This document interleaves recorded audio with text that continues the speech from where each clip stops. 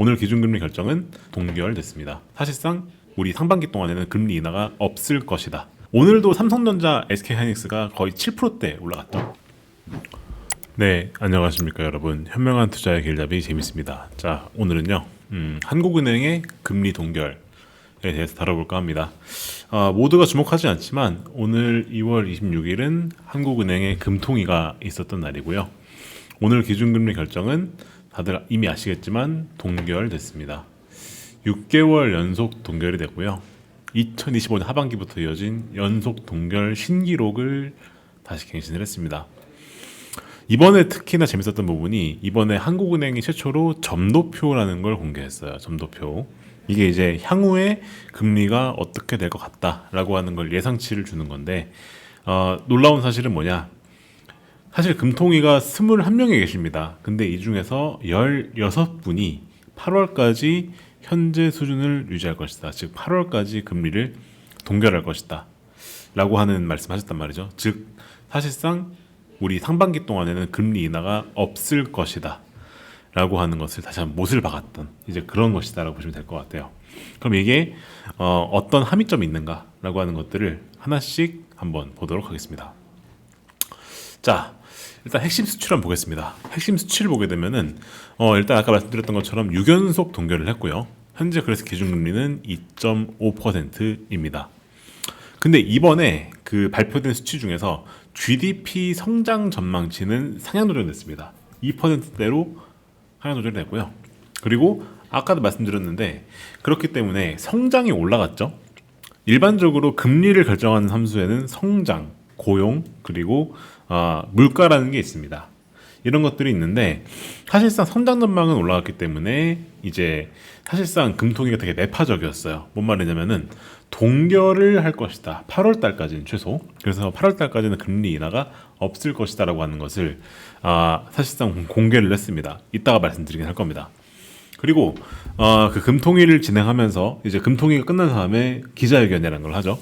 기자회견을 할 때 그 한국은행 총재님께서 금리를 그 이번에 안 내린 이유에 대해서 언급했던 키워드가 크게 봤을 때 두 가지가 있습니다. 뭐냐면은 집값과 환율입니다.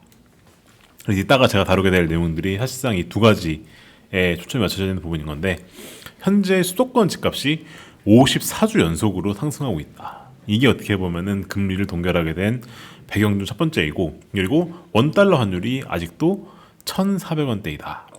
라고 하는 게 어떻게 보면은 이 금리 동결에 있어서 어떻게 보면은 그 이 배경이 되겠다. 그리고 한미 금리가 역전된 것은 1.25%대로 계속 유지가 되고 있습니다. 이는 곧 자본 유출 압박이 속된다는 뜻인 거죠. 이런 부분들이 이번 금통에서 우리가 볼 수 있었던 핵심 넘어드리겠다 볼 수가 있을 것 같습니다. 더 디테일하게 들어가 볼게요. 왜 이번에 금리를 6연속이나 동결을 했는가?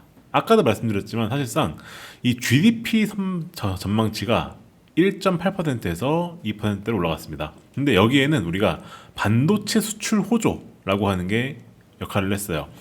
오늘도 삼성전자, SK하이닉스가 거의 7%대 올라갔죠. 제가 여러 시간에서 말씀드리지만 사실상 반도체는 AI 때문에 슈퍼사이클을 들어간 노력이기 때문에 사실 삼전하이닉스는 지금도 쌉니다. 그래서 계속 오르고 있습니다.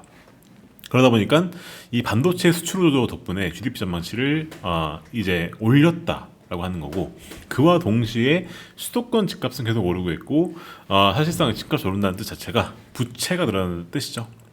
이 가계부채가 안 그래도 높은데 이게 계속 증가하고 있기 때문에 금리 인하를 핵심 제약으로 이제 막는 역할을 한다. 그래서 나중에 기자회견 때 이런 얘기를 했는데 추세적 집값 안정 확인 없이는 인하가 어렵다라는 입장을 재확인을 했다라고 보시면 좋을 것 같습니다. 그래서 실질적으로 동결을 지지하게 된 요인은 다시 한번 정리하면 GDP가 올라가고 있다. 왜냐? 반도체가 좋아서. 그와 동시에 수도권 집값은 계속 오르고 있고 가계부채가 계속 오르고 있다. 사실 정부가 지금 규제를 해서 1금융권 대출은 막혔지만 2금융권으로 가는 풍속효과가 나오고 있다. 그래서 가계부채가 계속 늘고 있다. 그리고 아직까지 한미 금리차가 높기 때문에 환율이 높은 것도 부담이다. 자, 근데 이렇게 되면 사실상 우리가 금리를 인하하고 있었죠. 인하하고 있었는데 왜 우리가 금리를 인하하게 됐었느냐라고 하는 걸 보게 된다면 사실상 현재 지금 우리나라는 내수와 건설 경기는 사실상 침체입니다. 사실상 침체예요. 침체 상황입니다. 그러다 보니까 이런 상황에서는 금리를 인하를 해줘서 내수랑 건설을 좀 부양해 줄 필요가 있는데, 사실상 현재 지금 집값 그리고 가계부채 그리고 환율 때문에 못 내린다는 거죠. 이렇게 되면은 이 말은 뭔 말이냐면은 앞으로도 내수랑 건설은 안 좋을 것이고 앞으로도 계속 K자형으로 갈 것이다. 즉 무슨 말이냐면은 앞으로도 이 수출 중에서도 반도체 이런 뭔가 산업적으로 슈퍼 사이클을 타서 뭔가 이런 금리의 어떤 이 움직임과는 무관하게, 경기의 움직임과 무관하게, 내수 경기의 움직임과 무관하게 움직이는 주식들이 계속 갈 것이다 라는 거고요. 그래서 사실상 우리가 앞으로 금리를 내리려면 뭐가 돼야 되냐, 수도권 집값이 안정화되는지를 봐야 될 것이고, 그리고 이 연준의 금리가 내려가는지 봐야 됩니다. 왜냐, 환율이 지금 높은데, 환율이 높은 이유가 사실상 이 한국과 미국의 금리 차이가 벌어진 것도 역할을 하고 있죠. 현재 근데 미국도 금리를 좀 느리게 내릴 것이다 라는 전망이 나오고 있기 때문에 이 부분을 주목해서 봐야 되겠다 라고 하는 게 이번 이 6연속 동결을 하게 되는 이 전반적인 거시경제 배경이다 라고 보시면 좋을 것 같습니다. 더 디테일하게 각 항목들을 보게 되면은 아까도 말씀드렸지만 반도체 수출 호조가 사실상 GDP 성장률을 상향 조절을 하게 된 어떻게 보면 배경이다 라고 볼 수가 있습니다. 그래서 GDP에 대한 발표를 하면서요, 다른 경제 전망들도 말씀을 하셨는데 GDP 성장을 올리면서 이제 소비자 물가 전망치도 약간 높였습니다.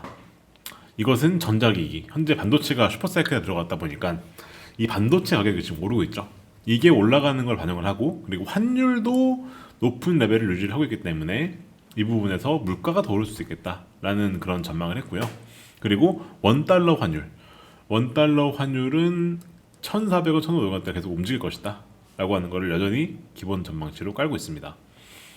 자, 그러면서 기업 심리 같은 경우에는 사실 아까 말씀드렸지만 내수 업종은 여전히 엄청나게 부진합니다. 근데 반도체가 현재 지금 계속 가고 있기 때문에 이 반도체를 필두로 한 이런 전망, 그런 기업들이 심리 개선되고 있어서 기업 심리는 반등하고 있다라는 말을 하셨고요.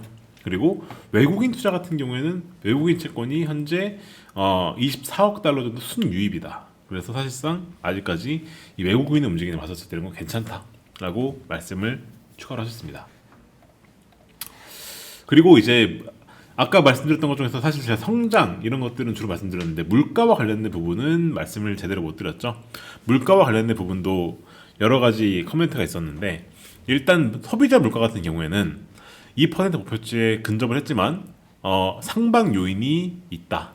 아까도 말씀드렸지만 원달러 환율이 사실 올라가게 되는 것이, 환율이 오르게 되면 우리나라 입장에서는 수입 물가가 오르죠. 우리는 원자재 같은 것들을 주로 수입을 하기 때문에 이 환율이 계속 높은 상태로 유지가 된다면 에너지나 원자재 같은 수입 비용이 올라가게 되고, 이렇게 되면은 물가가 오를 수도 있다라고 하는 이제 그런 것들이 있기 때문에 사실상 그 환율이 높은 레벨에서 유지되는 한 물가에 대한 상승 압력이 존재를 하기 때문에 금리를 못 내린다라고 하는 기본 그 금통의 동결 중 하나의 핵심이었고요. 원달러 환율 같은 경우에는 많은 기자분들이 물어보고 했는데, 일단 현재 오늘 기준으로 봤었을 때 원달러 환율이 1,422원대까지 내려왔습니다. 사실 근데 이게 어떻게 보면 역사적 평균을 봤을 때 되게 높은 수준은 맞는데 4개월 내로 봤었을 때는 최저치입니다. 그래서 이 환율이 지금 내려가고 있는 건 맞아요. 그래서 이제 이렇게 코멘트를 했습니다. 환율의 레벨보다는 변동성과 속도, 방향성을 추적하면서 시장이 안정되는가를 보는 게 먼저 중요하다 라는 말씀을 하셨고요. 그리고 이번에 요렇게 또 말씀하셨어요. 사실 이게 좀 많이 핵심이 됐던 키워드 중 하나인데, 국민연금이 해외 투자하는 거 있지 않습니까? 이것 때문에 달러 수요가 압박을 받고 있어서 이 부분을 좀 건드려줄 필요가 있다 라는 좀 어떻게 보면 이례적 발언까지 좀 하셨습니다. 그래서 이번에 환율과 이 물가에 대한 이런 전망은 이런 식으로 언급하셨다라고 보시면 좋을 것 같고요. 자, 그리고 기자회견에서 그 외에 기타적인 그런 키워드들을 봤었을 때 핵심적으로 얘기했던 것이 이 주택에 대한 과열과 가계부채에 대한 증가, 이 부분이 금리 인하를 가로막고 있는 견고한 이중 제약이다. 사실 그래서 제 채널은 주식을 다루지만 어떻게 보면은 이 주식이라고 하는 것과 밀접하게 관련을 갖는 것이 금리인데 이 금리에 대해서 어떻게 보면 이제 그 역할을 하고 있는 것 중 하나가 부동산이기 때문에 부동산이 어떻게 움직이는가를 같이 볼 필요가 있겠다라고 하는 게 이 금리를 보는 관점에서 중요한 키워드가 볼 수가 있는 거고요. 일단 집값이 아까 말씀드렸지만은 54주 연속 오르고 있다. 그렇기 때문에 현재 이것 덕분에 가계부채가 늘어나고 있다. 근데 이 와중에 우리가 금리를 내려버리면 가뜩이나 현재 집값도 오르고 있고 가계부채도 늘어나고 있는데 부동산과 부채를 자극할 수 있다. 이 부분 때문에 금리를 내리기가 쉽지 않다라고 말씀하신 거고요. 근데 이렇게 되면은 이 내수랑 자영업 고통은 계속 지속될 수밖에 없는 부분은 인정을 한다. 그래서 그럼에도 불구하고 우리는 추세적 안정 확인이 필요하다라고 하는 게 코멘트였습니다. 이러다 보니까 앞에 내용들을 전부 다 종합해서 봤었을 때 이번에 한국은행이 최초로 점도표를 공개했습니다. 점도표를. 이건 향후 6개월치를 공개를 했어요. 자, 그래서 보게 되면 6개월치면 현재가 2월이니까 8월까지죠. 8월까지는 금리를 유지하자는 의견이 압도적인 다수 의견입니다. 8월까지는 최소 이제 동결을 계속하는 게 낫겠다. 그래서 사실상 금리 인하 기대를 아예 차단시켜 버렸습니다. 앞에 말씀드렸던 이제 이러한 것들 때문에 그러하다라고 보시면 좋을 것 같다는 거죠. 자, 이렇게 금통위가 끝났고 금통위 끝난 다음 반응은 어떻게 되느냐? 반응은 일단 원달러 환율 아까 말씀드렸다시피 내리고 있습니다. 그리고 외국인 채권 자금은 계속해서 이제 나오고 있어요. 근데 오늘 참고로 외국인 같은 경우 주식에서는 단기 차익 실현을 좀 했습니다.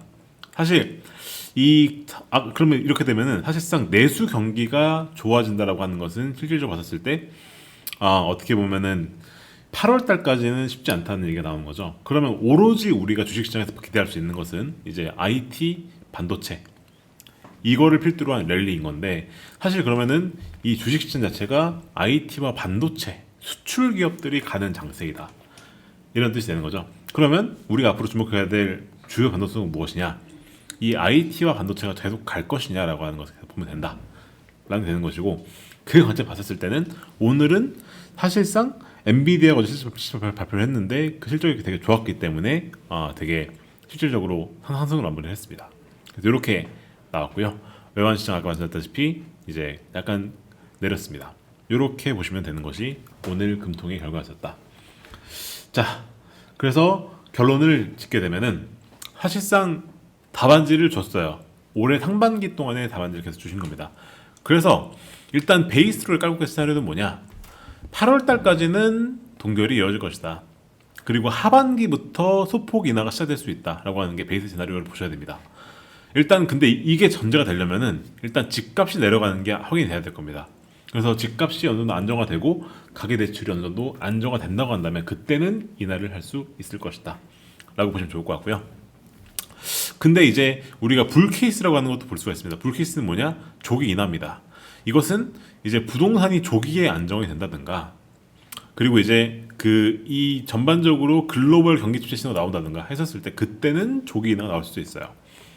그리고 완전 이제 반대되는 케이스, 우리가 동결이 계속 이어지는 케이스, 이것은 우리가 아까 말씀드렸던 것처럼 이 부동산에 대한 안정이 좀 덜 느리게 된다든가 혹은 가계부채가 계속해서 폭증한다든가 이런 일이 일어나게 되면 그때는 이제 추가 동결이나 인상을 생각할 필요도 있다 라고 하는 것이 우리가 이번 이 금통위에서 얻을 수 있는 인사이트이겠다 라고 보시면 좋을 것 같습니다. 자, 결론 내보겠습니다. 결론.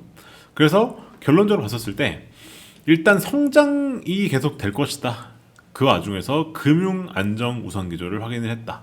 그래서 고금리의 장기화가 현실화되었다. 라고 하는 게 이번에 우리 금통위에서 얻을 수 있는 결론이겠다. 보시면 될 것 같고요. 향후에 우리가 봐야 될 주요 변수들. 자, 일단 이렇게 되면은 K자형 성장은 계속 갈 것이다. 즉 반도체 수출주들 계속 좋을 것인데 건설, 내수는 계속 안 좋을 것이다. 그렇기 때문에 주식시장에서도 계속해서 차별화된 장세가 일어날 것이다 라고 보시면 좋을 것 같고요.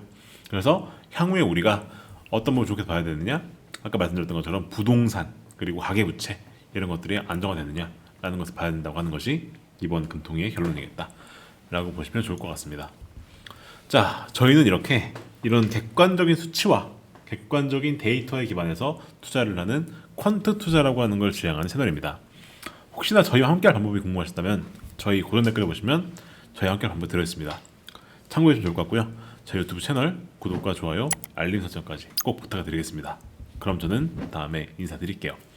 감사합니다.